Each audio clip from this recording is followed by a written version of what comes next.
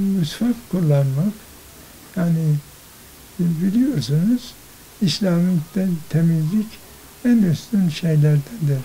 Mesela Kur'an-ı Kerim'de Bismillahirrahmanirrahim İnne Allâhe yuhibbü't tevâbîn ve yuhibbül mütetahhirîn buyuruyor. Hakikat şudur ki Allah tevbe eden, yani bir yanlışlık yaptığında hemen pişman olup tevbe eden, Rabbimin yoluna dönen, bunları çok sever. Bir de tertemiz olan kullarını sever.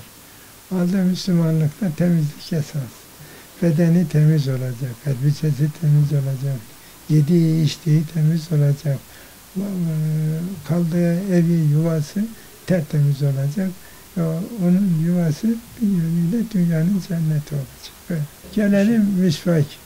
Misvak kullanmak sünnettir ve sevabı da çok büyüktür.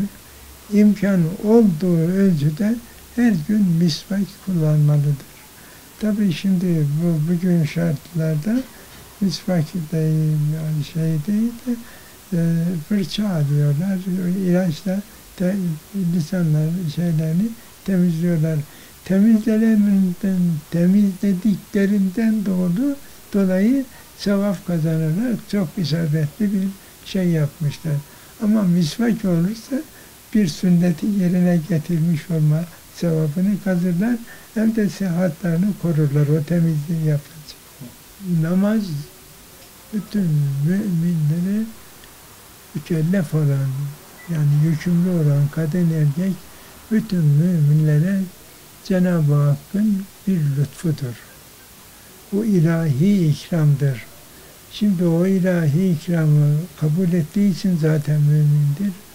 Onu yerine getirdi miydi Allah'ın rızasını kazanır ve sevgisini kazanır.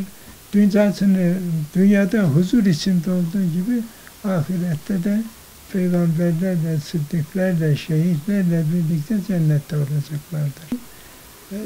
Hem kadın hem erkek adab-ı İslamiye'yi koruması onun görevidir. Teheccüd namazı, onun adına teheccüd namazı adı verilir. İslam da bunu telkin ediyor.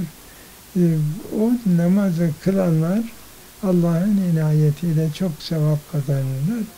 Tabii bu yatsı namazından sonra adamcağız uyudu. Bir saat, 2 saat, ondan sonra kalktı, abdest aldı, namaz kıldı. Bu namaza teheccüd namazı adı veriliyor.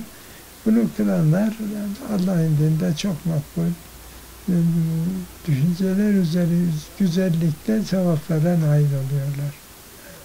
Şimdi herkes uyurken, herkes yatarken kalkarız, abdest alırız, namaz kılarız. Bu kolay bir şey değildir.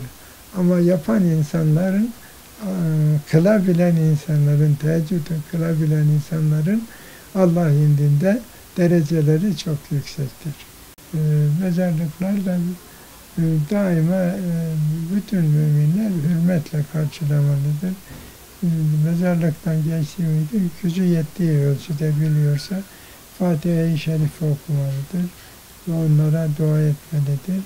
Daha fazla biliyorsa İhlas Suresini okuyor, Fatiha okuyor, yani daha çok okumalıdır. Bu fevkalade büyük bir sevaptır. Mezarları da böyle çok şeyli falan, böyle çok masraf yaparak şöyle üstün böyle yok.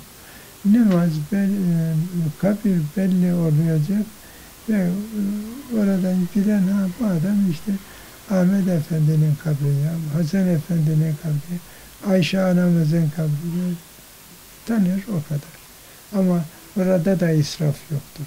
Ama belli olmasını, birbirine mezarların katılmaması yolunu yaptırmak da insanlar için bir görevdir, bir sünnettir. Ziyaret sünnettir ve Müslümanlar için büyük bir derstir.